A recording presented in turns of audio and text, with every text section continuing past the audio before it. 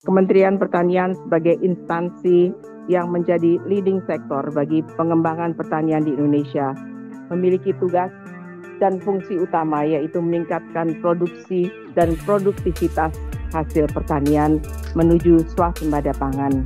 Ketua Komisi 4 DPR RI Siti Hediati Haryadi alias Titik Soeharto menyarankan pemerintah saat ini yang dipimpin Presiden Prabowo Subianto bisa mencontek apa yang sudah dilakukan ayahnya, Soeharto, dalam menghasilkan swasembada pangan. Saya pribadi ya, kita ngapain sih mesti cari-cari formula baru? Kalau zamannya, bukan karena Pak Harto ya, zaman Pak Harto dulu kita bisa swasembada beras. Kenapa kita nggak tinggal nyontek aja sesuaikan ke swasta sekarang? Jadi enggak usah malu lah nyontek dengan yang berhasil. Yang jelek kita tinggalin, kata Titik, dikutip Minggu, 17 November 2024. Karenanya Titik berharap pemerintah di rezim Prabowo ini tidak perlu malu untuk mencontek apa yang sudah dilakukan oleh rezim Soeharto puluhan tahun silam. Yang bagus ya kita lanjutkan, karena apapun program dulu keberhasilan bukan produk Pak Harto, tapi produk anak-anak bangsa yang pintar-pintar. Terusin aja, ujar Titik. Salah satunya permintaannya ialah badan usaha milik negara, BUMN, tidak perlu berorientasi dalam mencari keuntungan, melainkan fokus pada petani. Yang penting Bulog nggak usah cari untung.